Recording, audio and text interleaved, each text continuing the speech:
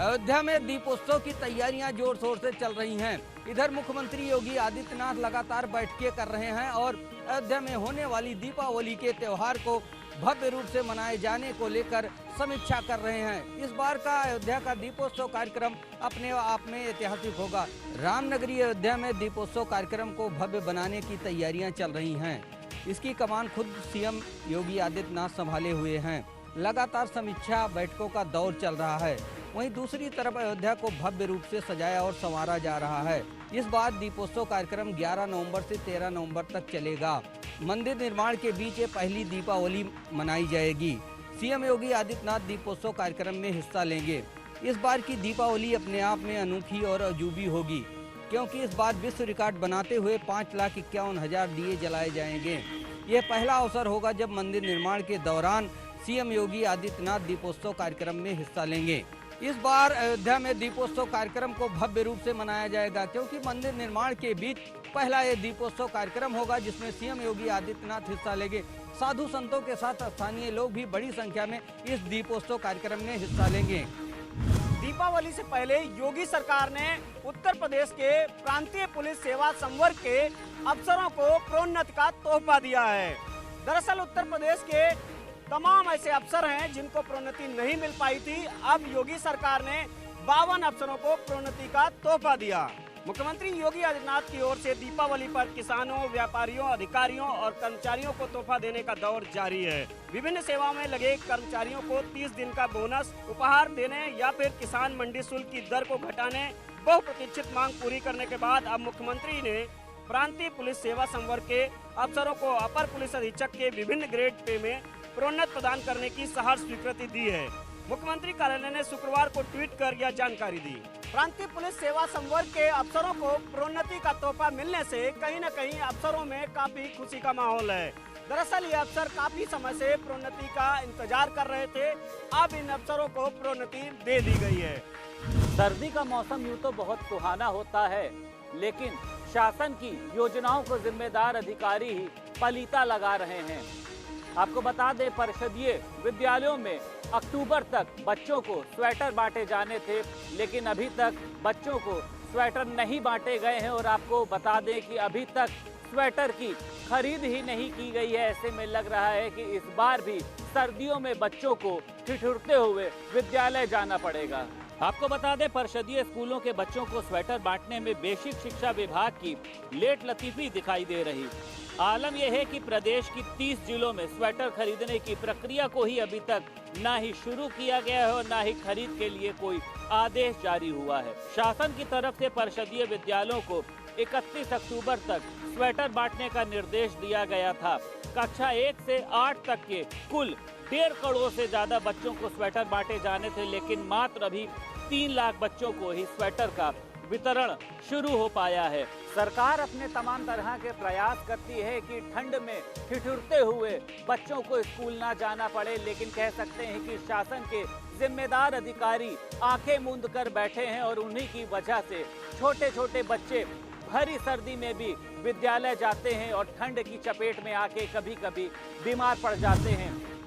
भाजपा विधायक प्रणव सिंह चैंपियन का audio viral होने के बाद कांग्रेस हमलावर हो गई है। कांग्रेस को एक बहुत बड़ा मुद्दा मिल गया है, जिसे लेकर भाजपा को घेरने जा रही है। भाजपा के विवादित विधायक कुंवर प्रणव सिंह चैंपियन के नए ऑडियो वायरल होने से एक बार फिर प्रदेश की राजनीति में बयानबाजी तेज हो गई है। कांग्रेस ने इस मुद्दे पर राज्य सरकार और भाजपा संगठन से जवाब मांगा है। कांग्रेस के प्रदेश उपाध्यक्ष सूर्यकांत धस्माना का कहना है कि भाजपा कुंवर प्रणव सिंह चैंपियन से डरती है, इसलिए पिछले बार हुई निष्कासन की कार्रवाई को भी वापस ले लिया और अब कुंवर प्रणव सिंह चैंपियन एबीवीपी के बच्चों को गंदी गंदी गालियां देते हुए नजर आ रहे हैं। ऐसे में जवाब भाजपा को देना चाहिए। उन पर कार्रवाई कब तक हो रही है? कांग्रेस ने भाजपा के चरित्र पर ही सवाल खड़ा कर दिया है। बातों बातों में ही कांग्रेस का कहना है कि बीजेपी के ये विधायक पहले भी ऐसे गंदी गालियां देते रहे हैं और ये सुर्खियों में रहे हैं, इसलिए भाजपा को इस पर बड़ी कार्रवाई करनी चाहिए। उत्तराखंड की राजनीति में एक अदद विधानसभा सीट की तलाश कर रही समाजवादी पार्टी अपने ही कुनबे को सुरक्षित नहीं कर पा रही है। विधानसभा चुनाव 2022 की तैयारी को लेकर समाजवादी पार्टी ने भी कमर कसना शुरू कर दिया है, जिसके लिए प्रदेश कार्यसमिति की पहली बैठक देहरादून स्थित प्रदेश कार्यालय में आयोजित की गई। बैठक शुरू होने के साथ ही बैठक में जबरदस्त हंगामा हो गया, जहां प्रदेश अध्यक्ष डॉक्टर सत्यनारायण सचान को हरिद्वार से आए पदाधिकारी ने अपने संबोधन में अशब्द बोल डाले, जिसके बाद तमाम कार्यकर्ताओं ने हो हल्ला मचाना शुरू कर दिया। हंगामा बढ़ता देख उत्तर प्रदेश सरकार में पूर्व मंत्री रही आबा बड़थवाल ने मोर्चा संभाला और बीच बचाव करने की कोशिश की। आबा बड़थवाल का कहना है कि चुनाव से पहले इस तरह की बातें होना ठीक नहीं है। कुछ लोगों में पद पाने की लालसा है, उसी के चलते यहाँ पर हंगामा किया गया। दूसरी तरफ प्रदेश अध्यक्ष डॉक्टर सचान का कहना है कि पार्टी के भीतर इस तरह की बातें होना आम बात है, जहां सबको अब संतुष्ट कर दिया गया है। उत्तराखंड की जनता को तीसरा विकल्प देने की तैयारी कर रही समाजवादी पार्टी अपने आप को ही सुरक्षित नहीं कर पा रही है। पहली कार्य समिति की बैठक में अगर इतना हंगामा बरपा है तो आने वाले भविष्य में इनका क्या होगा, ये भविष्य के गर्त में है। विश्व हिंदू परिषद 10 और 11 नवंबर को करने जा रहा है केंद्रीय मार्गदर्शन मंडल की एक बड़ी बैठक। इस बैठक में लगभग 150 से ज्यादा संत और लगभग 50 से ज्यादा विश्व हिंदू परिषद के लोग होंगे शामिल। विश्व हिंदू परिषद के केंद्रीय मार्गदर्शक मंडल की बैठक की तारीख बदल चुकी है। अब ये बैठक 10 और 11 नवंबर को होगी। विश्व जागृति मिशन श्री आनंद धाम आश्रम नांगलोई बक्करवाला मार्ग पर होगी ये बैठक। इस बैठक के अंदर लगभग 150 से ज्यादा संत और लगभग 50 से ज्यादा VHP के लोग होंगे शामिल। साथ ही केंद्रीय मार्गदर्शक मंडल की बैठक के कई अहम बिंदु रहने वाले हैं, जिनमें मंदिर के अतिरिक्त और कैसे अयोध्या को अच्छा बनाया जाए, इस पर हो सकती है चर्चा। हिंदू समाज से व्यापक संपर्क कैसे बढ़ाए जाए, धन संग्रह कैसे हो मंदिर निर्माण के लिए, इस पर होगी चर्चा। लव जिहाद के मामले को लेकर भी रखा जा सकता है मीटिंग में प्रस्ताव। इसके अतिरिक्त बैठक में जगत गुरु शंकराचार्य, जगत माधवाचार्य शामिल होंगे। जूना पीठाधीश्वर अवधेशानंद गिरी जी महाराज भी इस मीटिंग में शामिल होंगे। दरअसल इस मीटिंग में राम जन्मभूमि तीर्थ ट्रस्ट के कई सदस्य शामिल होंगे, जिसमें प्रमुख चंपत राय भी होंगे और साथ ही साथ कई संत भी इस मीटिंग में होंगे। दरअसल पूरा दामादार समझने की कोशिश करें तो हिंदुत्व का एजेंडा, लव जिहाद के मामले और राम जन्मभूमि के आसपास के एरिया को कैसे अच्छा बनाया जाए, इसे लेकर ये मीटिंग होगी। उत्तर प्रदेश में उपचुनाव खत्म होने के बाद सियासी गलियारे में हलचल तेज हो गई है और ऐसे में जो कई राजनीतिक दल हैं वो क्षेत्रों में जा रहे हैं, अपनी ज़मीन तलाशने का प्रयास कर रहे हैं।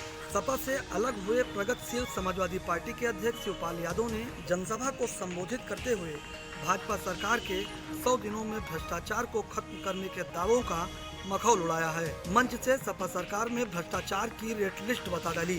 शिवपाल यादव ने कहा कि सपा सरकार में जो काम 100 रुपये, 500 रुपये या 1000 रुपये में हो जाता था, आज दारोगा 10,000 रुपये से नीचे बात नहीं करता है। उन्होंने ये भी कहा कि अगर झूठी रिपोर्ट हटवानी हो तो 50 से 1 लाख रुपए लगते हैं। शिवपाल ने कहा कि भाजपा सरकार में भ्रष्टाचार चरम पर है।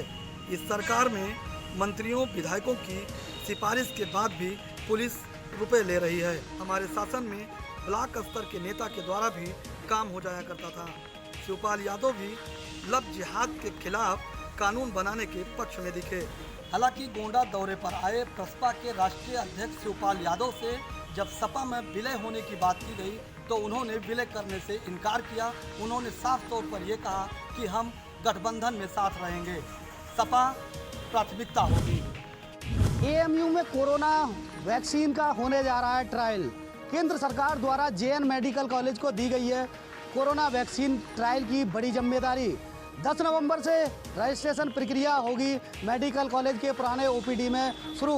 जानकारी देते हुए PRO ने बताया कि पुरानी OPD में 10 नवंबर से सुबह 9 बजे से दोपहर 2 बजे तक पंजीकरण का कार्य शुरू होगा। रजिस्ट्रेशन कराने वाले लोगों पर वैक्सीन का होगा ट्रायल।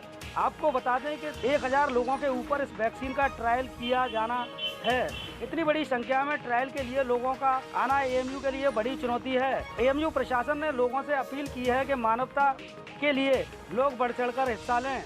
ट्रायल में देखा जाएगा कि शरीर में एंटीबॉडी किस तरीके से विकसित हो रही है।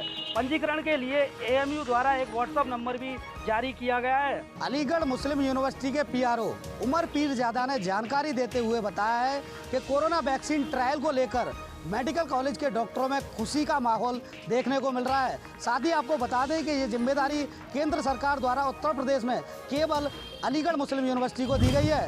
उत्तर प्रदेश के चर्चित हाथरस कांड में फॉरेंसिक टीम के साथ एक बार फिर घटनास्थल पहुंची CBI की टीम।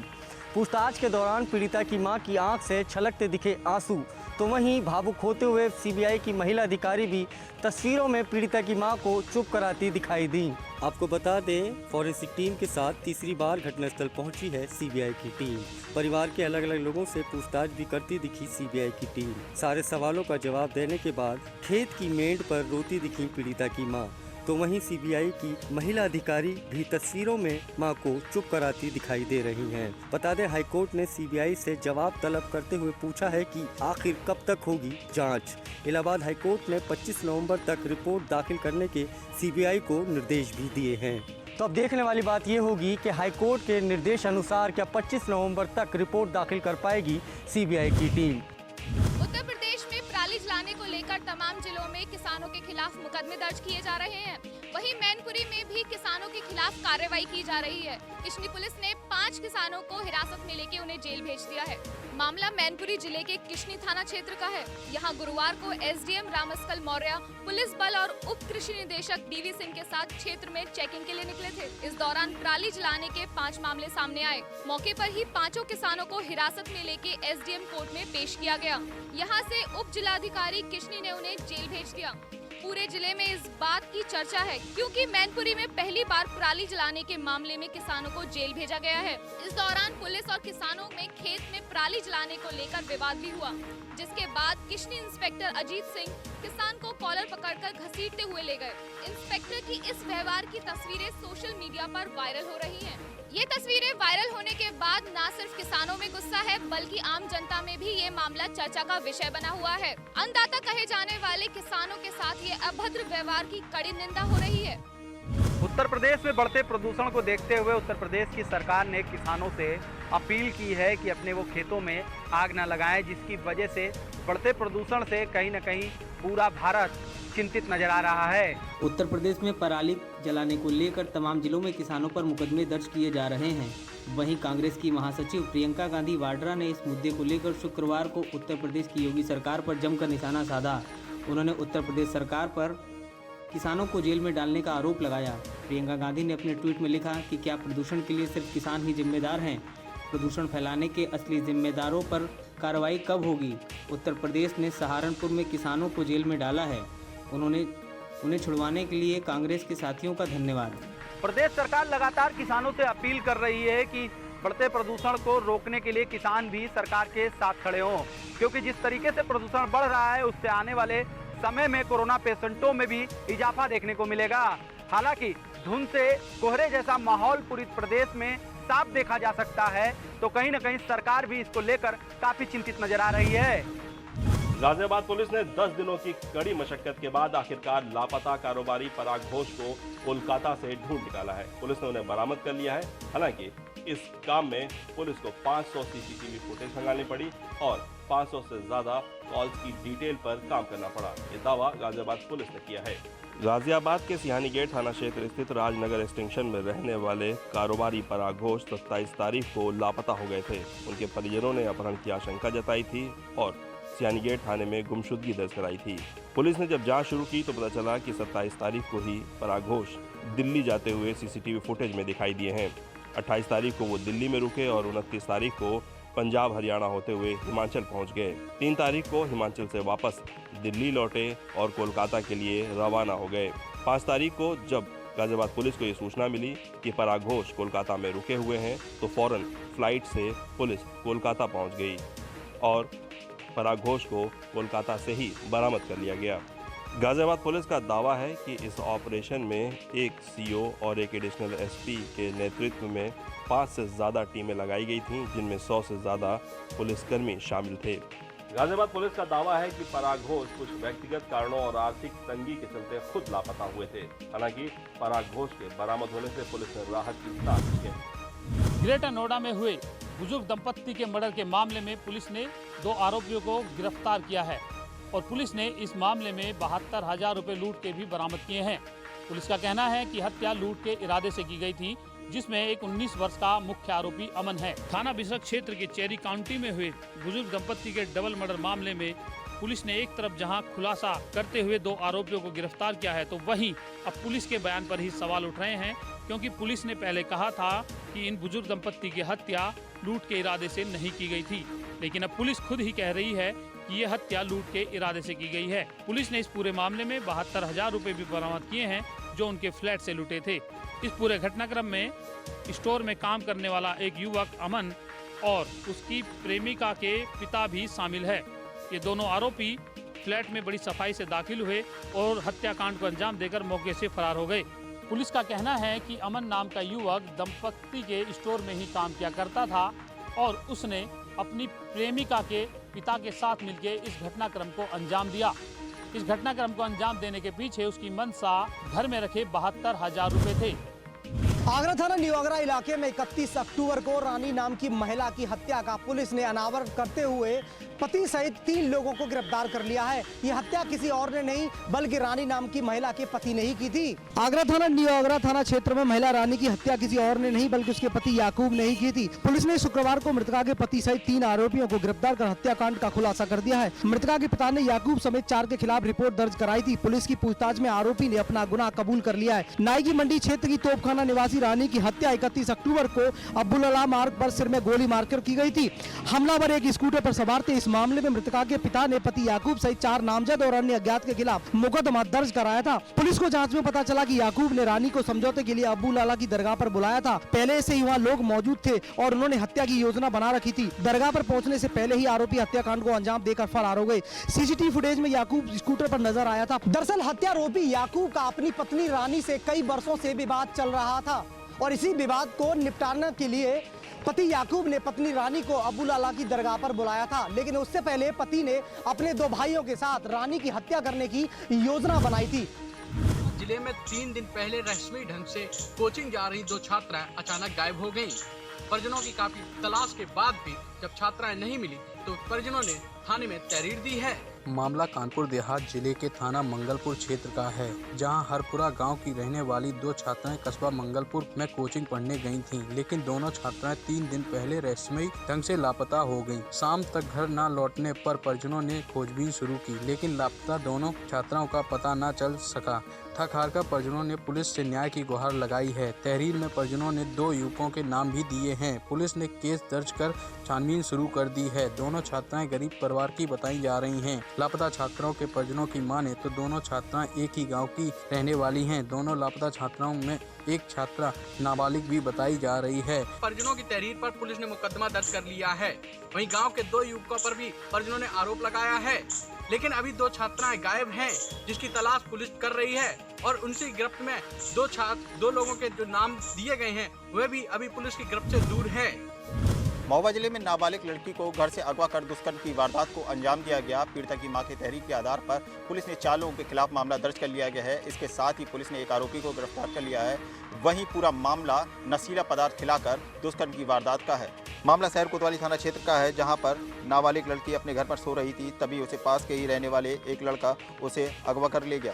उसके बाद 3 अन्य लोगों ने उसके साथ दुष्कर्म की वारदात को अंजाम दिया। पीड़िता के परिजनों का आरोप है कि पीड़िता को नशीला पदार्थ खिलाकर दुष्कर्म की वारदात को अंजाम दिया गया। इस घिनौनी वारदात से पूरे इलाके में हड़कंप मच गया। फिलहाल पीड़िता को जिला अस्पताल में इलाज के लिए भर्ती कराया गया है, जहां पीड़िता का इलाज किया जा रहा है और पुलिस ने वहीं मामला दर्ज कर अग्रिम कार्रवाई में जुट गई है। गैंगरेप की इस घिनौनी वारदात से पूरे इलाके में हड़कंप मच गया। इस घिनौनी वारदात के बाद पुलिस के आलाधिकारियों ने तत्काल प्रभाव से आरोपियों के खिलाफ संगीन धाराओं में मामला दर्ज कर लिया है और एक आरोपी को गिरफ्तार कर लिया है। वहीं 3 आरोपियों को गिरफ्तार करने के लिए पुलिस टीम लगा दी गई है। बढ़ते वायु प्रदूषण को रोकने के लिए प्रशासन लगातार किसानों से अपील कर रहा है। वहीं किसानों पर पराली जलाने को लेकर मुकदमे भी दर्ज किए जा रहे हैं, जिसके बाद हरदोई में लगातार ताबड़तोड़ किसानों पर मुकदमे दर्ज किए गए और उन पर 5,000 रुपये प्रति किसान के हिसाब से जुर्माना भी लगाया गया। दरअसल किसानों पर लगातार हरदोई में जिस तरीके से ताबड़तोड़ पराली जलाने को लेकर मुकदमे दर्ज हो रहे थे, उसके बाद किसानों में और किसान यूनियन के पदाधिकारियों में काफ़ी रोष देखने को मिल रहा था। वहीं अब तक जनपद में 100 से ज़्यादा किसानों पर मुकदमे दर्ज किए गए और प्रति किसान के हिसाब से 5-5 हज़ार रुपये जुर्माना भी लगाया गया, जिसको लेकर किसान यूनियन के पदाधिकारियों ने विरोध प्रदर्शन किया और एक ज्ञापन भी सौंपा। वहीं R9 टीवी ने इस खबर को प्रमुखता से दिखाया।